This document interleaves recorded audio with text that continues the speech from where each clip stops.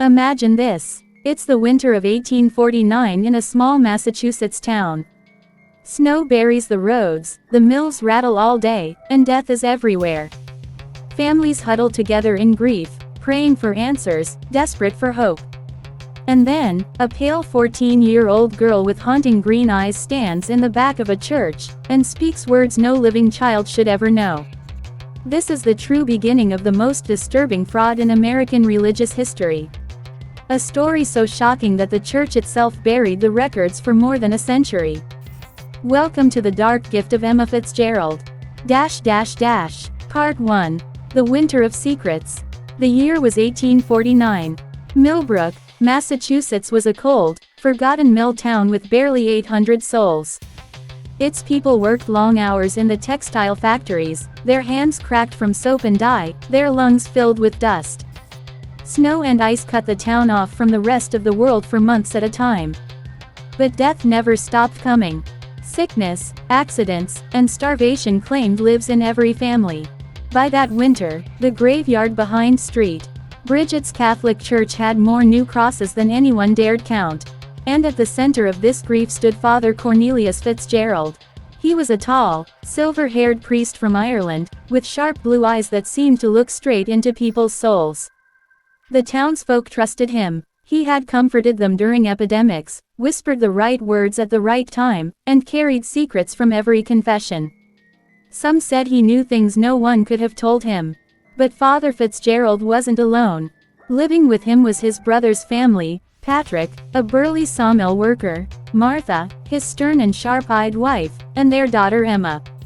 Emma was different. She was pale, frail, with streaks of gray in her hair though she was only 14. Since arriving from Ireland, she had never spoken a single word. People pitied her, assuming she was too traumatized to talk after the horrors of famine and the deadly voyage across the Atlantic.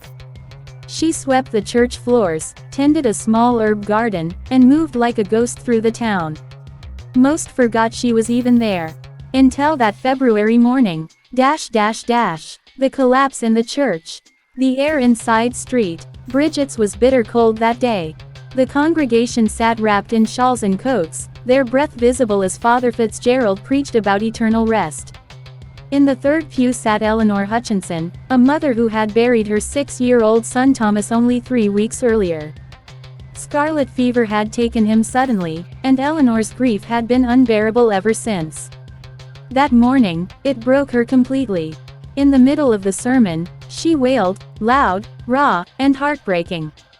The sound echoed through the stone church, sending shivers down every spine.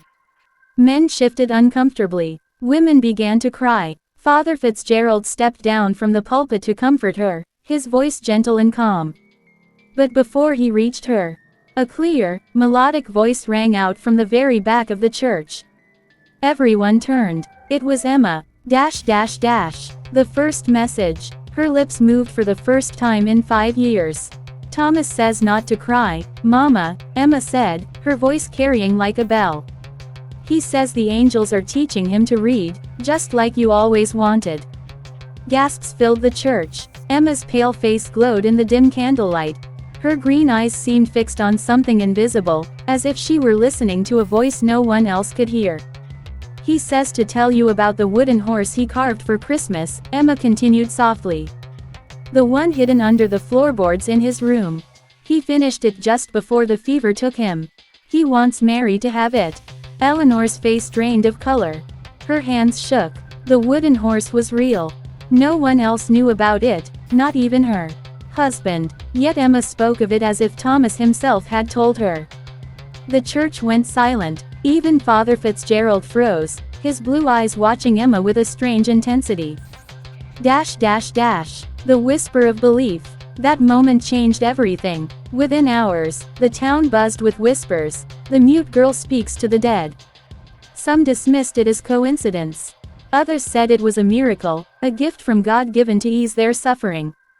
Mothers who had buried children, widows who had buried husbands, men who had lost brothers in the mills, all of them began to wonder.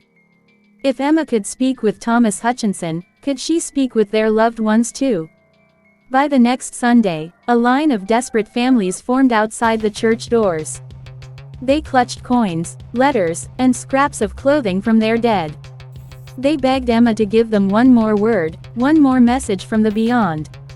And Emma delivered. She spoke details no child should know. Secret lullabies, hidden trinkets, final words whispered on deathbeds. The town wept. They believed. But what they didn't know was that every secret had been written down long before. Father Fitzgerald's confessional notes, hidden in Gaelic script, held the town's most private confessions. Martha Fitzgerald listened closely to gossip while delivering remedies. Patrick knew every family's debts and troubles from his work at the mill. The Fitzgeralds had been collecting these secrets for 5 years, waiting for this moment. And now Emma was their voice. The darkness awakens. For 3 months, Millbrook lived in a haze of hope and fear. People sold jewelry, heirlooms, even their last silver coins for a chance to hear Emma speak with the dead. The Fitzgerald family grew richer, their influence stronger. But some whispered that Emma's green eyes looked too old for her young face. That her voice, though sweet, carried something cold and inhuman. That she sometimes shivered after speaking, as though a shadow passed through her. Whatever her gift was, it was not divine. It was something far darker. Pushpin end of part 1. Right finger stay tuned for part 2 of The Dark Gift of Emma Fitzgerald, where the town's obsession deepens, and the truth behind Emma's power begins to reveal itself. The Dark Gift of Emma Fitzgerald, part 2. Movie camera hook opening for YouTube video. What if the dead could whisper their secrets through a young girl's lips? What if those whispers were so personal, so intimate, that no one could doubt them? In Millbrook, Massachusetts, that's exactly what seemed to happen in the winter of 1849. Families swore 14-year-old Emma Fitzgerald spoke with their loved ones from beyond the grave. But what they didn't know was that every word, every detail, was part of a trap carefully built over years. Part 2. Voices in the Dark. Emma's first message to Mrs. Hutchinson had stunned the town. But what came next sealed her reputation as a miracle. Her soft voice, calm and almost musical, carried through the cold church. He says to remember the song you used to sing when the storms came. The one about the sailor who found his way home by following the stars. He says he can still hear you singing it, and it helps him not to be afraid in the new place where he lives now. Mrs. Hutchinson let out a sound that was half gasp, half sob. The lullaby was hers alone, a simple tune she had invented to comfort Thomas during thunderstorms. She had never sung it for anyone else. Not her husband, not her daughter, not even in public. It was their secret, yet here was Emma, this strange, pale girl who had not spoken for 5 years, repeating it as if Thomas himself had told her. The church fell silent. The only sound was the soft crackle of the wood stove and the winter wind rattling through the old walls. Emma's green eyes remained fixed on something invisible, her expression calm, even holy. When she finally blinked and swayed, she looked confused, like someone waking from a dream. Father Fitzgerald rushed forward. For just a moment his mask slipped, surprise flickered across his face. But only for a moment. Then his voice rang strong. "The Lord works in mysterious ways," he said. "Young Emma has been touched by divine grace. She is a vessel chosen to bring comfort to those who mourn." The people believed him, but no one realized the truth, that this moment had been prepared for years. The flood of the grieving. By that very evening, word of Emma's miracle spread through Millbrook like wildfire.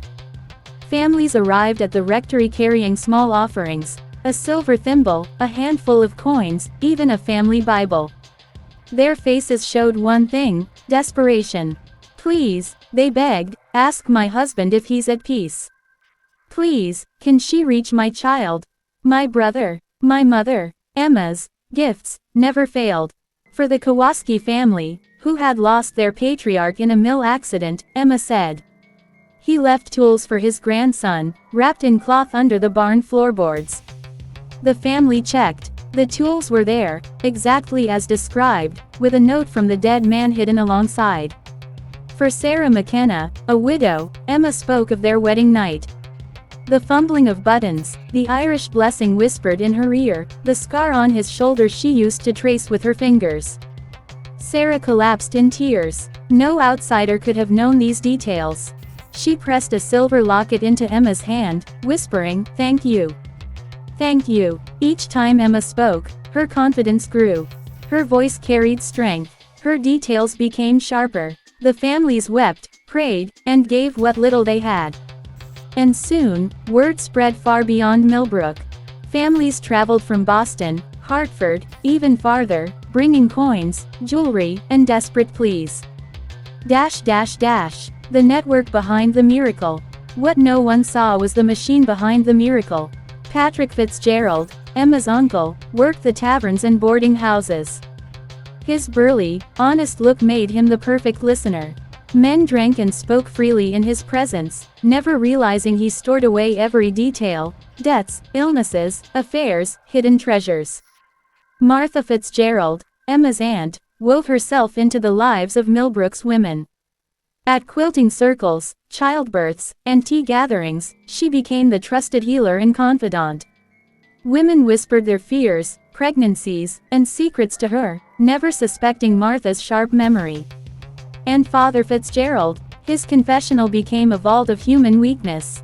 Sins, last wishes, deathbed confessions, he wrote it all down in Gaelic script only the family could read. Every whispered shame became ammunition. Together, they passed this information to Emma, training her for years. Every gesture, every pause in her voice, every flicker of her eyes, carefully practiced to look otherworldly. Even the candles, the furniture, and Emma's pale dresses were chosen to create an atmosphere of mystery. To the grieving, it felt like heaven speaking. But it was theater. Theater performed with deadly precision. The first shadows of doubt. Not everyone was convinced. Reverend Samuel Hartwell, of the First Protestant Church, dismissed it at first as Catholic superstition. But when his own parishioners began leaving to seek Emma's visions, jealousy turned to suspicion. He started documenting Emma's messages, cross-checking them against what he knew of the families. A few details didn't sit right with him. And Dr. Ezekiel Thorne, the town physician, grew uneasy. Emma described diseases too perfectly, the exact stages of lung failure, the way fevers took hold, even hidden tumors no one could see. Details only a doctor should know. How, he asked himself, could a 14-year-old girl describe such things? The mistake. By late March, cracks began to form. One Sunday, the McBride family came seeking comfort. Their matriarch had died only weeks before. Emma began her usual performance, her voice soft and steady. She says she keeps watch from the parlor, where the blue curtains sway with the draft from the chimney. The family froze. Their mother had hated those curtains, had burned them years earlier. Emma had slipped. It was small, just a detail. But it was enough. Whispers began to spread, not loud, not yet, but quiet murmurs. Was Emma truly speaking with the dead? Or was something else at work? The Fitzgeralds noticed the whispers. And though Father Fitzgerald smiled and reassured the town, behind closed doors his eyes burned cold. For he knew, their perfect scheme had just taken its first dangerous blow. Pushpin end of part 2. Right finger in part 3 of The Dark Gift of Emma Fitzgerald, doubt spreads through Millbrook. But instead of crumbling, the Fitzgeralds strike back with even darker methods that will turn suspicion into fear. Part 3 The Web tightens. The scope of information gathering was so extensive that it suggested the Fitzgeralds had been preparing their scheme long before Emma ever spoke her first word in church. Their intelligence network reached into every corner of Millbrook, like roots spreading unseen beneath the soil until the entire community was bound and strangled by them. Father Fitzgerald's records, written in his precise and disciplined hand, were no mere pastoral notes. They were dossiers, profiles that read less like the work of a priest and more like the calculations of a military strategist or a seasoned confidence man. For each family, there were pages cataloging every weakness, every secret shame, every potential point of leverage. Who had gambling debts, who drank too much, who harbored forbidden desires or had skeletons rattling in closets that might one day be used against them. Even the most devout churchgoers were laid bare in those pages, their sins and struggles transmuted into weapons for the Fitzgerald family to wield. Dr. Thorne, leafing through what little he had dared glance of the ledger before quickly returning it to its drawer, had felt a sickness unlike any he had known in his years treating disease and decay. This was a different kind of infection, not of the body but of the soul. And worse, it was spreading. Timothy McBride, for his part, saw the ledger not merely as evidence of fraud but as a map of control. The Fitzgeralds hadn't simply been preying upon grief, they had been preparing to own the town outright. If a man's finances, faith, and family secrets could all be steered by a single household, then Millbrook was no longer a free community but a puppet theater, its strings pulled from the rectory study. The two men debated for hours in whispered conversations, at the back of Morrison's store, under the creaking beams of the mill, or in the doctor's surgery late at night when the lamps burned low. Should they bring their suspicions to Reverend Hartwell, who already distrusted the Fitzgeralds, or gather undeniable proof before making a move? Each option carried terrible risks.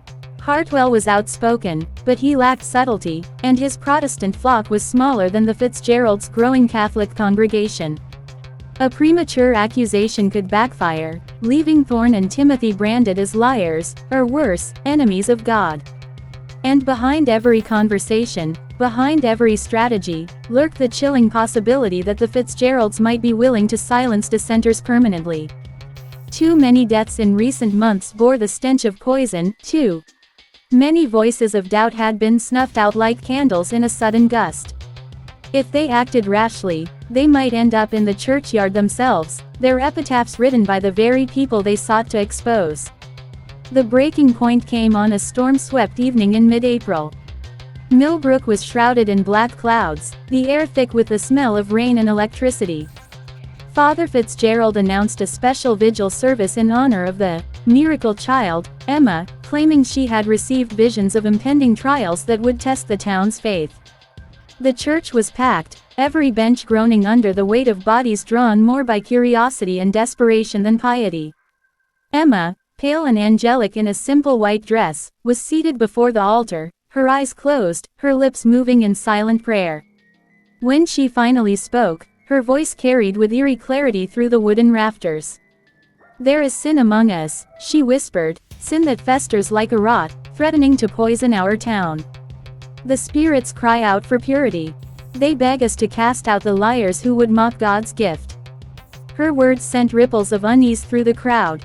Men glanced at one another with suspicion, women clutched their children closer. Emma's gaze, though her eyes seemed clouded, unfocused, lingered strangely in the direction of Dr. Thorne, and then, briefly, upon Timothy McBride. Timothy felt his stomach twist into knots. Could she somehow know? Or was this another of their carefully orchestrated performances, designed to root out opposition before it could bloom into open defiance? Father Fitzgerald seized the moment with masterful timing. Rising, his voice thundered through the church. "The Lord warns us that wolves walk in sheep's clothing. Beware those who question divine works, for in their doubt lies the seed of damnation. We must stand united, or we shall be torn apart."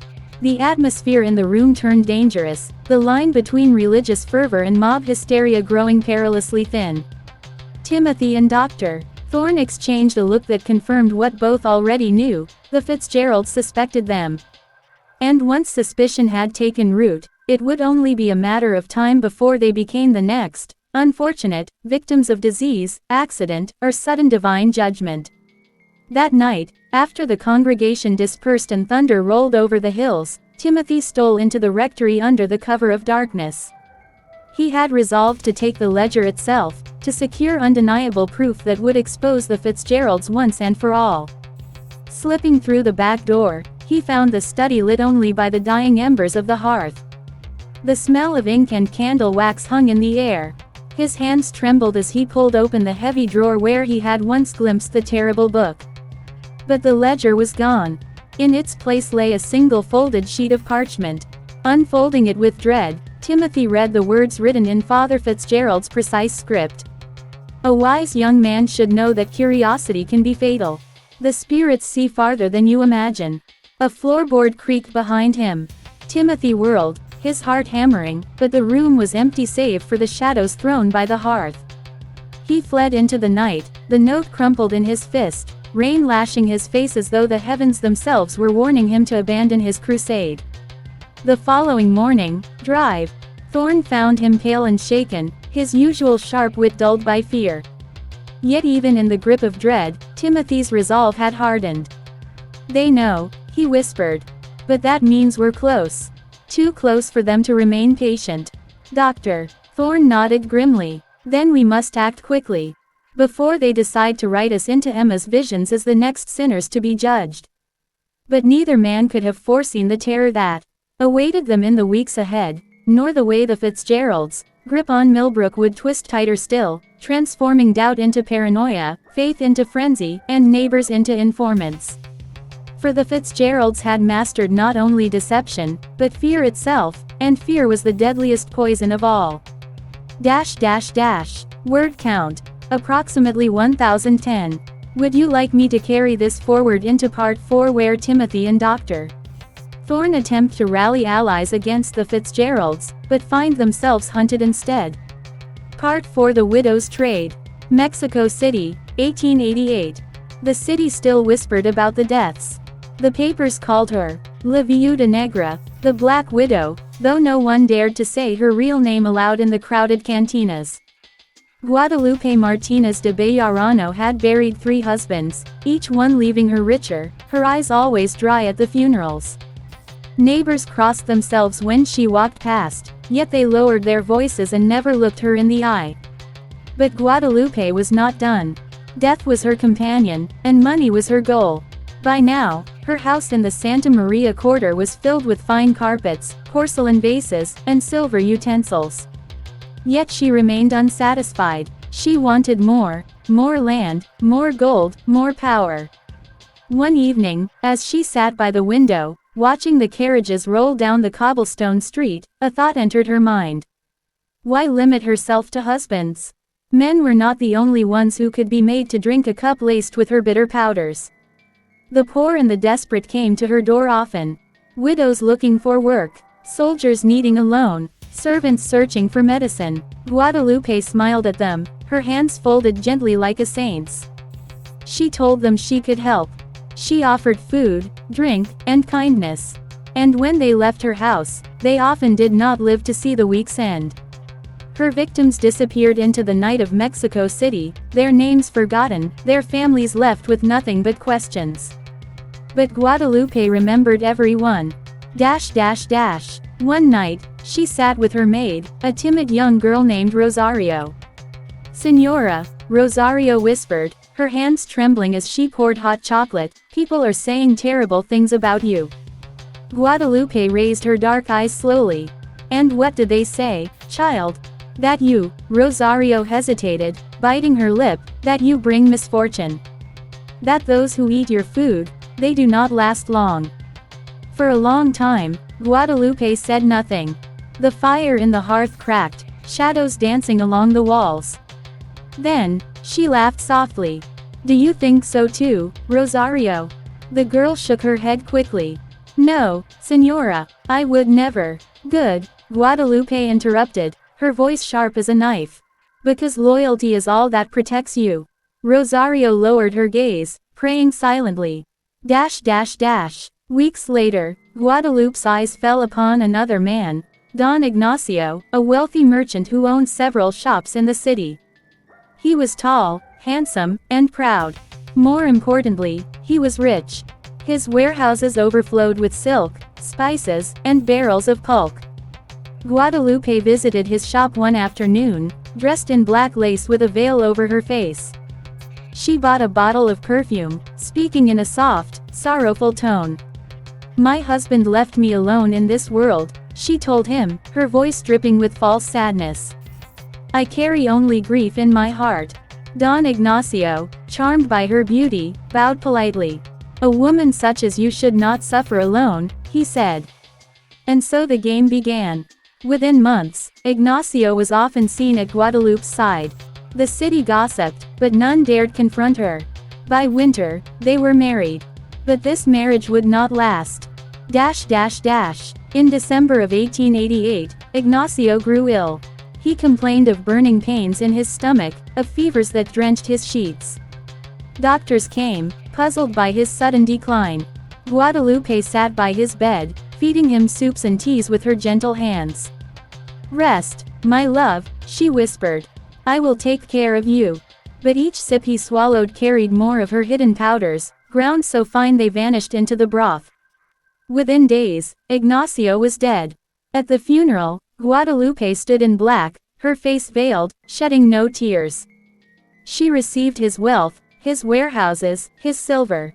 The city began to whisper louder now. 4 husbands gone, 4 fortunes gained. The name La Temible, the fearsome woman, spread like smoke through the alleys. But horror leaves traces. One of Ignacio's clerks, a sharp-eyed man named Esteban, grew suspicious.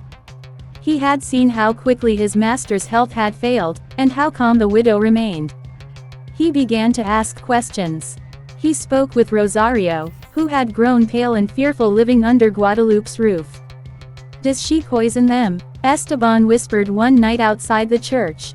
Rosario trembled. She wanted to deny it, but tears filled her eyes. "Please," she begged, "if you value your life, do not speak of this. She has the devil's shadow behind her." But Esteban did not stop.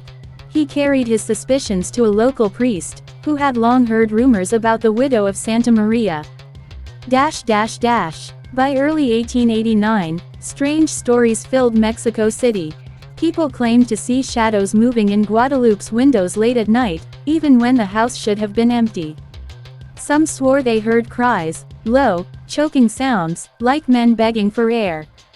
A group of neighbors gathered one evening outside her home, crossing themselves as they watched candlelight flicker through the curtains. "She keeps spirits inside," one old woman whispered. "She feeds them blood," another added. They scattered when Guadalupe opened her door and stared at them with her cold, unblinking eyes. But Guadalupe was not afraid of whispers. She believed herself untouchable. Money bought silence, and fear kept doors shut. Still, her power was not infinite. Each death left behind a trail. Each body poisoned carried the same marks: burning stomach, blackened lips, sudden decline. Doctors were beginning to notice. Priests were beginning to murmur. And Esteban, the loyal clerk, had not forgotten. One rainy night, as Guadalupe prepared a new mixture of powders, she caught sight of Rosario in the doorway. The maid's face was pale, her eyes wide. "You should not watch me," Guadalupe said softly. Rosario whispered, "Señora, they will come for you. The priests, the police, they know." Guadalupe's hand froze over the bowl. Slowly, she smiled. "Then let them come," she said.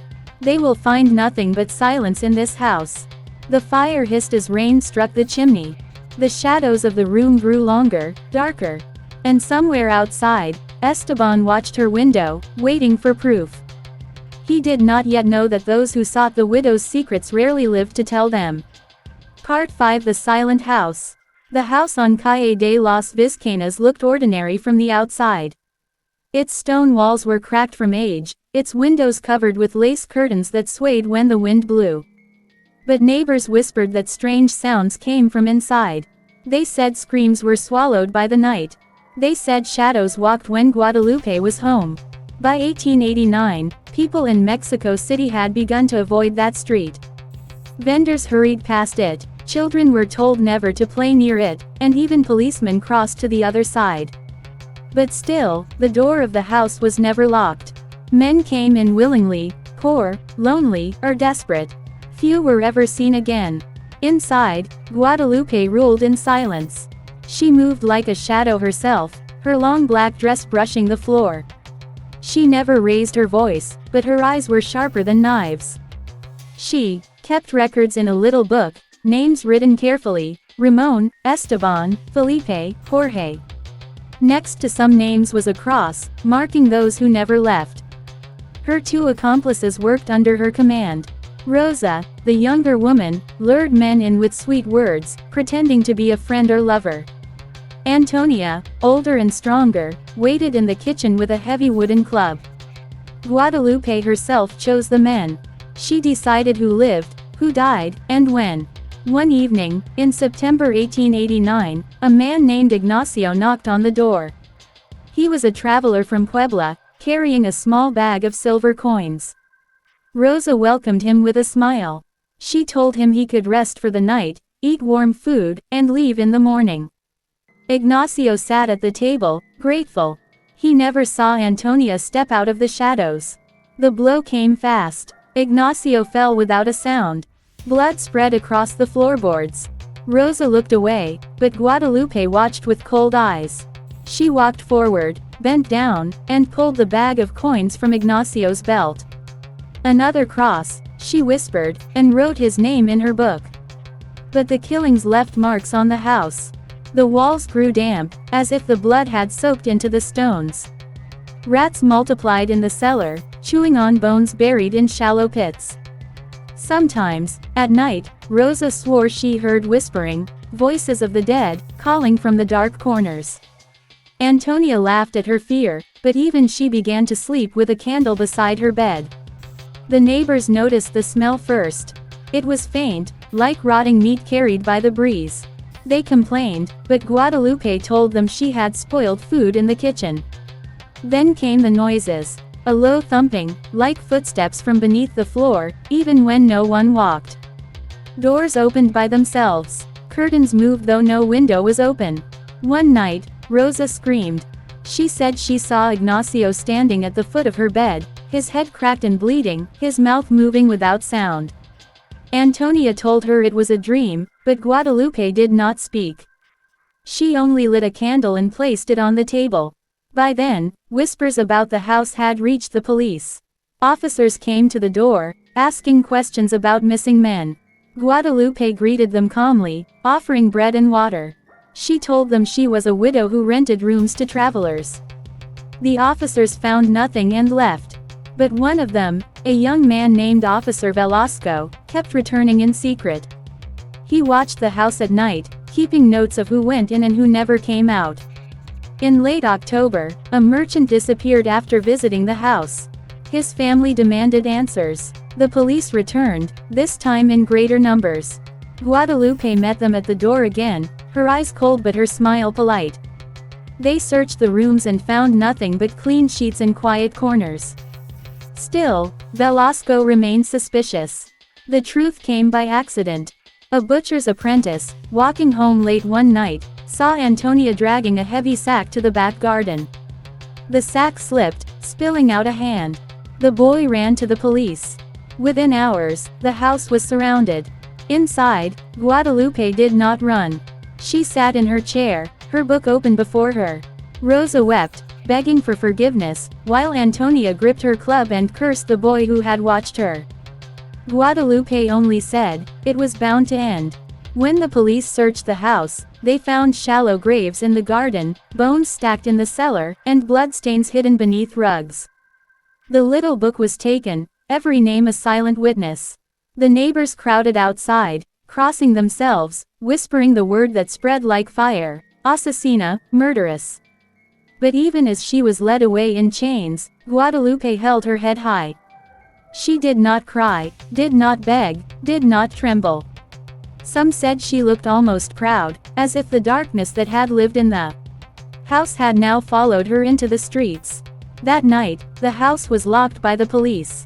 Yet neighbors swore they still heard noises from inside, knocking from the walls, whispers through the shutters, and footsteps pacing the empty halls.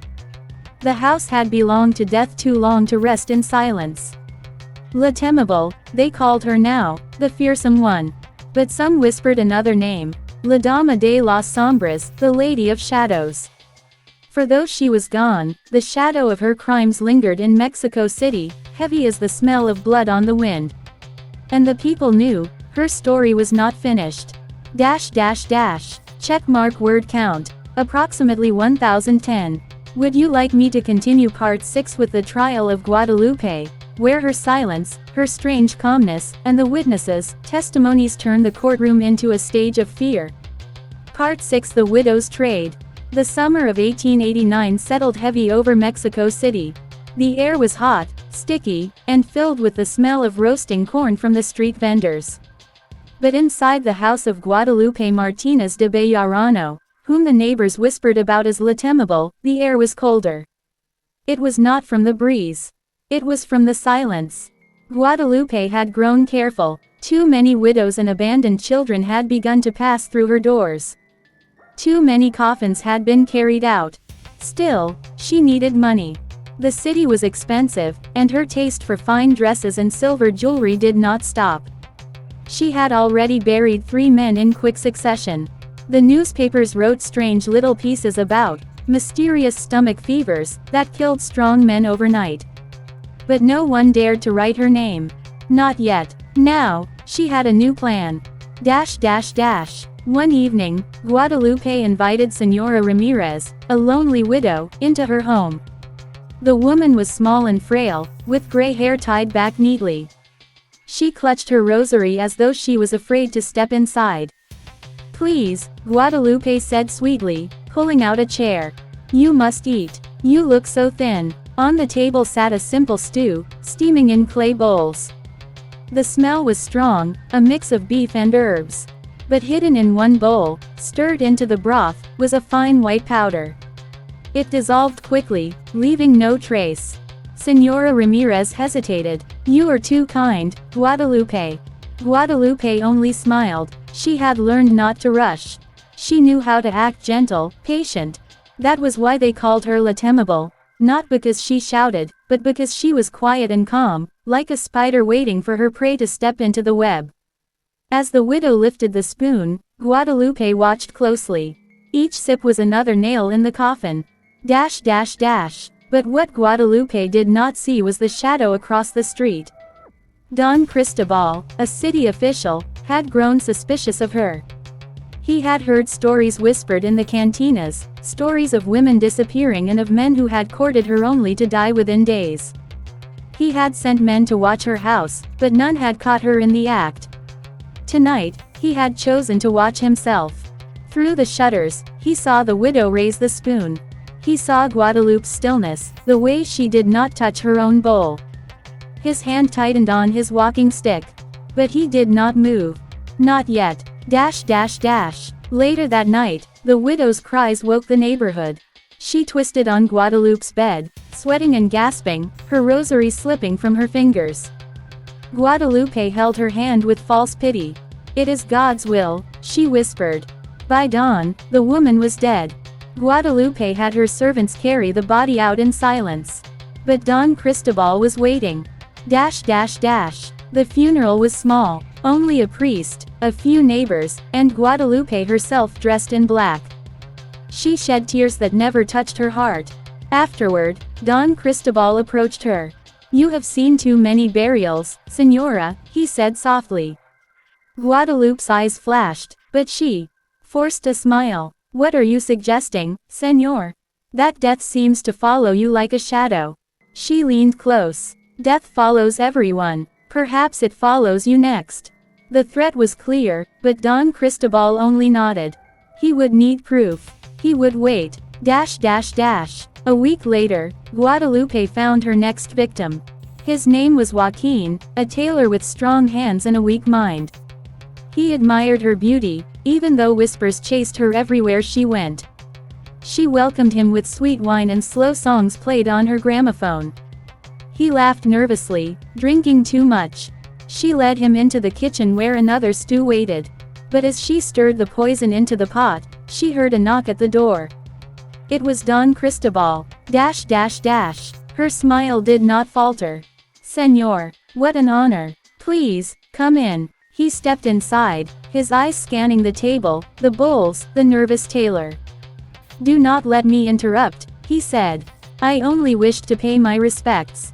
The room felt smaller. The poison in the pot steamed, carrying a bitter smell beneath the herbs. Guadalupe's hand tightened on the wooden spoon. She had killed many times before.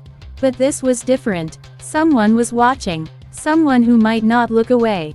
That night, she lay awake in her bed.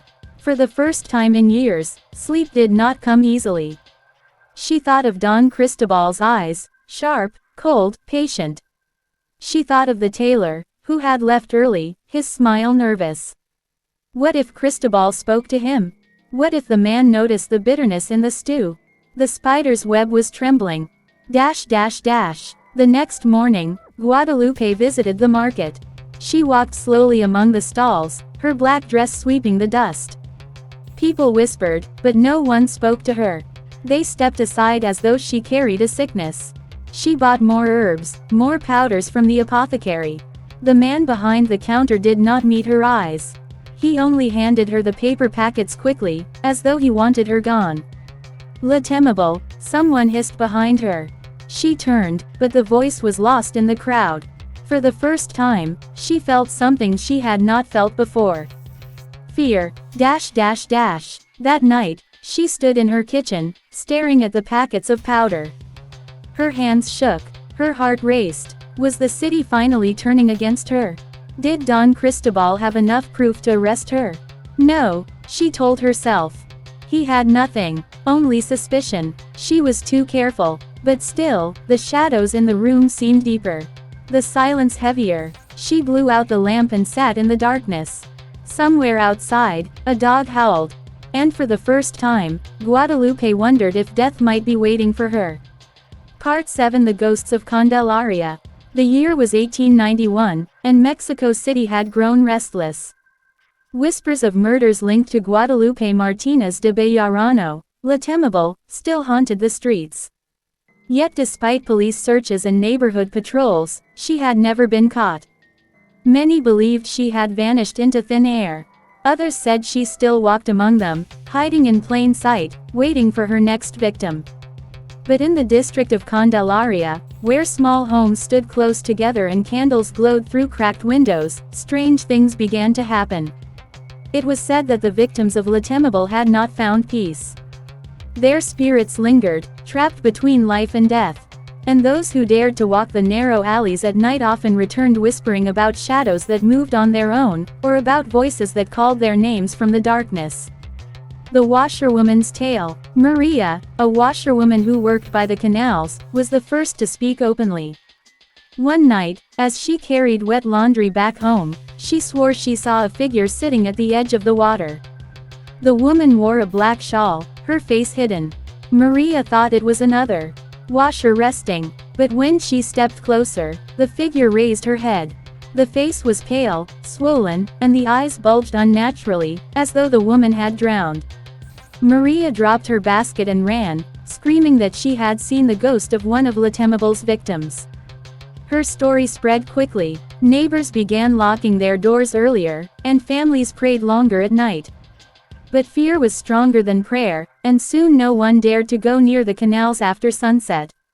Father Ignacio's doubt. Father Ignacio, the parish priest, dismissed these stories as superstition.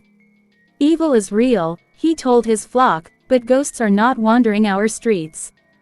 These are tricks of fear. Still, late one night, as he left the church, he heard the sound of weeping. It came from the courtyard, where the moonlight cut sharp lines across the cobblestones.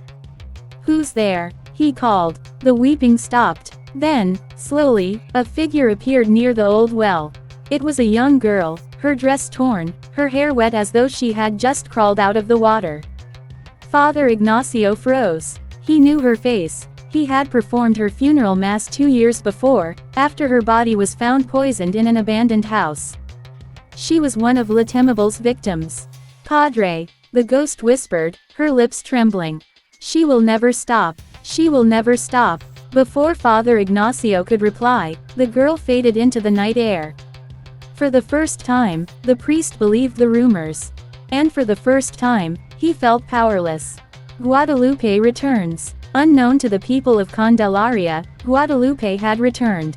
She had been hiding in a rented room, living under a false name. By day, she walked the markets, blending in with the crowd. By night, she searched for her next victim. But something had changed. She no longer moved with the same confidence. She felt eyes on her, cold and unblinking. When she tried to sleep, she dreamed of the faces of those she had killed, bloated, pale, and whispering her name. One night, she woke to find her room colder than usual. On the wall opposite her bed, a shadow moved though no candle was lit. The outline was of a woman holding a knife. Guadalupe screamed and lit her lamp. The shadow vanished, but the knife she kept hidden under her mattress had been dragged into the middle of the floor. For the first time in years, Temible felt true fear. The widow's warning. Doña Carmen, an old widow who lived across from Guadalupe's rented room, noticed strange things. Some nights, she heard scratching on the walls, like fingernails clawing for escape. Other times, she saw flickering lights even though no candles burned. One evening, Doña Carmen knocked on Guadalupe's door. "Señora," she said softly, "you should leave this place. There are restless spirits here. They do not forgive. They do not forget." Guadalupe laughed, though her voice shook. "Old woman, you dream too much." But after closing the door, she pressed her back against it, trembling. Because in her heart, she knew the widow was right. The night of the procession. During the Feast of the Virgin of Candelaria, the whole neighborhood gathered for a candlelight procession. Hymns filled the streets, and people carried images of saints. Guadalupe walked among them, hoping to appear as a faithful woman. But as the procession turned a corner, she saw faces in the crowd that no one else noticed. Faces pale and bruised, faces swollen from poison, victims she thought forgotten. They carried no candles. Their mouths hung open in silent screams. And as the hymn rose, Guadalupe heard something different beneath it, her own name, whispered by 100 dead throats. Temible, Temible. Her knees buckled, she dropped her candle, and the flame died in the dirt. Haunted by the dead, from that night forward, Guadalupe was never free.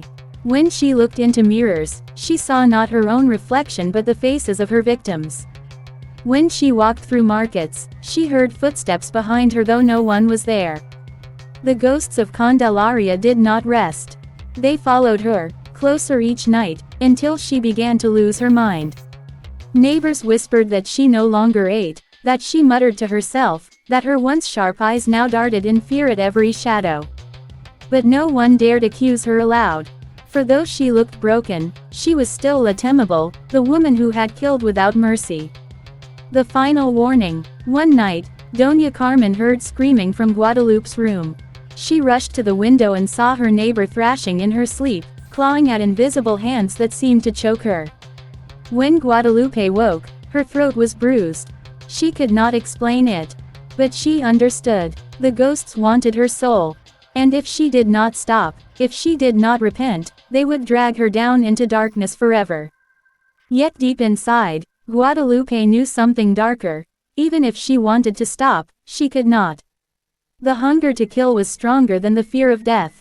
And so the district of Candelaria lived in terror, not only of Temible, but of the restless dead who haunted her steps. Word count. Approximately 1025. Would you like me to continue part 8 with her next killing attempt while the ghosts interfere, making it more intense and terrifying? Part 8. The Confession. The air inside the police station in Mexico City was thick with tobacco smoke and sweat. It was the summer of 1891, and the city felt heavy with heat and rumors. People whispered in markets and taverns about a woman who walked with a calm face but left only death behind her. Temible. Her name carried weight now, like a curse. Mothers used it to scare their children into obedience. Men muttered it as they locked their doors at night. And the police, who had ignored her for years, were finally forced to act. Too many bodies, too many families weeping in the same neighborhood. Detective Ortega sat behind a wooden desk, his fingers tapping nervously on a stack of papers. He had seen many crimes in the city, knife fights, robberies, murders of passion. But this woman, Guadalupe Martínez de Bejarano, was something else. She was patient, cold, and far too clever. They had her now, though. She sat across from him, her wrists bound by iron cuffs, her dark dress neat and unwrinkled as if she had prepared for this moment. Her face showed no fear, no shame. Only a small, unsettling smile that played on her lips as if she were listening to a private joke. "You have taken many lives," Ortega began, his voice stern but low. "Why? What drove you to poison those men?" Guadalupe tilted her head, her black eyes sharp and gleaming under the gaslight. "Men," she said softly, "always believe themselves hunters. They never see when the prey has teeth of its own." Ortega shifted in his chair. He had expected denial, maybe even tears. Instead, she leaned forward, her voice steady and smooth, as if she were teaching a lesson. "They deserved it," she continued. "Do you know what it means to be a woman in this city, Señor Detective? To be property, to be a shadow in your own home. These men thought they could use me, take from me, beat me, discard me." Her smile widened. "So I taught them their mistake." Ortega clenched his jaw. "You call it justice. But what of the innocent men? The shopkeeper, the young clerk. Innocent?" She laughed, a low, chilling sound. "There are no innocent men. Only those who have yet to show their cruelty." The detective stared at her, his pen frozen above his notes. There was no trembling in her voice, no sign of madness in her eyes. She spoke with conviction, with certainty, as if she had planned every word long ago. Outside the interrogation room, officers whispered among themselves. Some called her a monster. Others called her a saint of vengeance. A few, disturbingly, admitted they admired her courage. Back inside, Ortega tried again. "You poisoned them with aguardiente, didn't you? Laced with arsenic. That is how you killed." Guadalupe's smile faded, replaced by a look of irritation. "Don't insult me, detective. Arsenic leaves traces. Bitter almonds on the breath. I was more careful. Herbs, oils, a slow sickness that looked like nature's work. A cough, a fever, a slow wasting away." She leaned back, her chains rattling softly. No one suspected, until now. Ortega felt a cold sweat form on his neck. She wasn't just admitting her crimes, she was proud of them. Each death had been an act of art to her. "You understand," he said carefully, "this confession will lead to your execution." Her eyes locked with his. "Execution does not frighten me. Death is nothing, but my story will live. That is immortality." The detective's stomach twisted. He realized then that she wanted this. She wanted the world to know her name, to whisper it in fear long after she was gone. Suddenly, a shout came from the hallway. Another officer burst into the room, his face pale. "Señor Ortega, another body. A man found dead this morning. Same signs, same sickness." Ortega's blood ran cold. Guadalupe had been in custody for 2 weeks. He turned sharply to face her. She was smiling again, that small, knowing smile that sent shivers down his spine. "You think I worked alone?" she whispered. For the first time since she was arrested, Ortega felt true fear. That night, the police cell block echoed with strange noises. Guards reported hearing whispers in the dark, soft female voices carrying words they could not understand. One guard swore he saw Guadalupe speaking quietly through the bars, her lips moving in prayer, or was it a curse? By morning, 2 guards were sick. Their skin was pale, their stomachs twisted in pain. Doctors said it was food poisoning, but the men swore they had eaten nothing unusual. Word spread quickly. La Temible's reach was longer than chains, longer than prison walls. She had followers, women who admired her power, who believed she was striking against the cruelty of men everywhere. The city trembled. In the crowded streets, vendors whispered that Guadalupe had the devil's blessing. Housewives murmured that she was chosen by Santa Muerte herself. And in the shadows, more men began to fall ill. Ortega returned to the station with heavy eyes, the weight of the city pressing down on him. He entered the cell where she sat calmly, her hands folded, her gaze sharp as ever. "You are not finished, are you?" he asked. Guadalupe's lips curved into that same cruel smile. "The hunt never ends, detective. Even if you hang me, others will continue. My sisters are watching. My sisters are waiting." Her voice dropped to a whisper, barely audible, yet chilling. Death is a seed, and I have planted many. Ortega knew then that even if they killed her, the terror of Temible would not end. Her confession was not just words, it was a warning. Part 9. The House of Bones. The house at the edge of Calle de la Soledad looked abandoned from the outside. Its roof sagged in the middle, its shutters hung crooked, and weeds swallowed the stone steps leading up to the door. For months, neighbors whispered about strange smells drifting from the windows. Sometimes, in the dead of night, muffled screams echoed through the empty street, only to vanish into silence. No one dared to knock. Everyone feared the woman who lived inside, Guadalupe Martínez de Bejarano, the one they now called La Temible. But inside the house, the truth was far worse than any rumor. The rooms were not empty. They were filled with shadows, secrets, and the remains of lives cut short. In the kitchen, a black pot always simmered on the stove, its thick steam filling the air with a bitter stench. Jars lined the shelves, jars of powders, oils, and liquids the color of dried blood. And in the back of the house, beneath the cracked floorboards, bones were hidden in shallow pits. Guadalupe walked through those rooms each day with calm steps, as if she ruled over her own kingdom of death. She no longer worried about neighbors watching her. Fear had become her shield.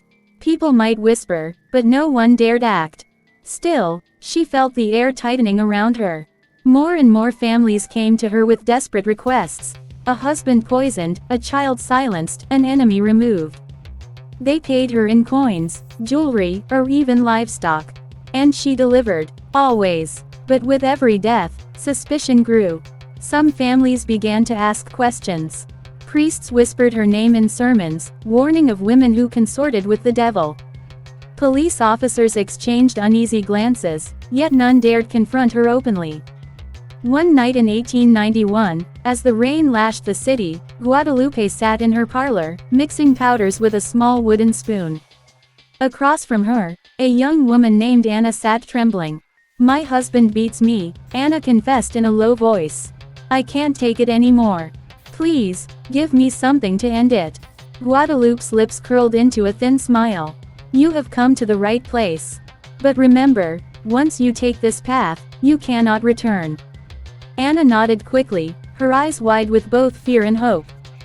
Guadalupe handed her a small vial of dark liquid. 3 drops in his drink.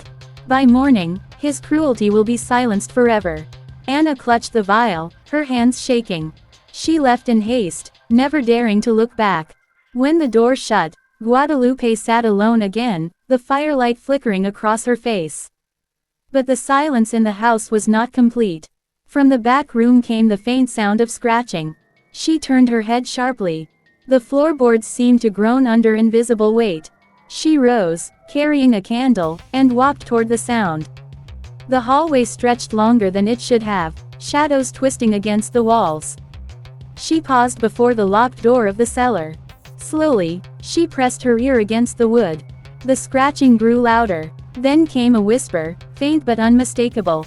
"Guadalupe." Her grip tightened on the candle holder. For years she had buried her victims beneath those floorboards, covering them with lime and dirt. For years she had told herself the dead stayed silent. But lately, she heard them at night, scratching, moaning, calling her name. She unlocked the door and descended into the cellar. The air was damp and heavy. Her candlelight flickered across uneven ground, revealing patches of disturbed soil. Bones jutted out like pale roots. The whispers rose into a chorus. Some were men, some women, some children. They spoke in broken phrases, pleas, curses, cries for mercy. Her breath quickened, but she forced herself to stand tall. "You are nothing but echoes," she muttered. "I own you. Your lives, your deaths, your silence." But the ground trembled beneath her feet, as if the earth itself rejected her words. The candle guttered. For a moment, the cellar plunged into darkness. When the flame returned, she saw them.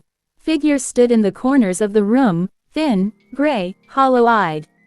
Their mouths moved soundlessly, yet the whispers filled her ears. She dropped the candle, and it rolled across the floor. "Leave me," she shouted, but the shadows crept closer.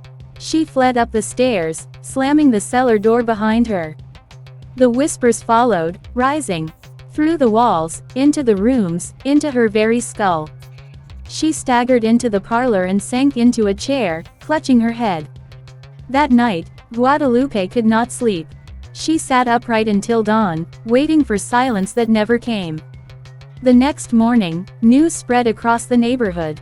Anna's husband had died, his lips blackened, his breath frozen in his lungs. People whispered of Guadalupe's hand in it. Some said they saw Anna visit her the night before. But while fear kept most quiet, one man could not hold his tongue. His name was Father Esteban, the parish priest. He had watched too many funerals, heard too many confessions of suspicious deaths. During Mass, he raised his voice. "Evil walks among us. A woman cloaked in shadows brings ruin to families and spits in the face of God. Beware her promises, for they are written in blood." Though he never spoke her name, everyone knew whom he meant. That night, Guadalupe sat by her window, watching the dark street. She saw groups of neighbors huddled together, whispering, pointing toward her house. She knew the tide was turning. But she also knew fear was still her weapon. She rose, lit her pot on the stove, and began to mix again, this time not for one person, but for many. A deadly brew, a defense against those who might dare enter her home. Yet as the mixture bubbled, the whispers in the walls grew deafening. She covered her ears, but still she heard them. "You will pay, you will pay." For the first time, her steady hands trembled. For the first time, she wondered if her kingdom of death was beginning to crumble. Checkmark word count. Approximately 1004. Would you like me to make part 10, the final part, the climactic downfall of Temible, with the police, priests, and townsfolk finally confronting her, and maybe the spirits of her victims playing their part too? Part 10, the last candle at Rosewood Manor. The wind howled across the Tennessee hills as Caleb Craven stood before the black ruins of the Chamberlain cotton mill. The once proud building was now nothing more than broken bricks, splintered beams, and scorched stone. The townsfolk had torn it down after the last fire, hoping to bury its memory forever. But Caleb knew the truth. Evil never truly burned away. His heart pounded as he gripped the lantern in his trembling hand. He was no longer the curious boy who had once peeked into shadows. He was a grown man now, carrying scars both inside and out. Yet tonight, he had returned. He had to finish what had begun so many years ago. The stories of missing workers and ghostly cries still haunted Sumner County. Families whispered about strange lights flickering in the hills. Travelers swore they heard the whir of phantom machines. Mothers warned children never to wander near the ruins at dusk. But Caleb could no longer stay silent. He had seen too much, and if he did not end this, more lives would be lost. The lantern flame wavered as he stepped over broken stones. The night was unnaturally still, as though the land itself held its breath. He felt eyes on him. Not human eyes, but something older, something that had been waiting. Inside the remains of the mill, the air grew heavy, thick with the stink of smoke and damp earth.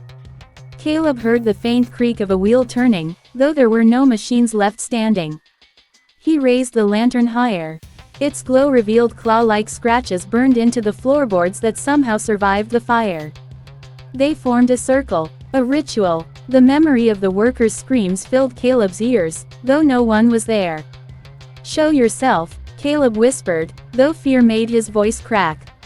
The shadows shifted. At first, he thought it was smoke. But then it moved against the wind.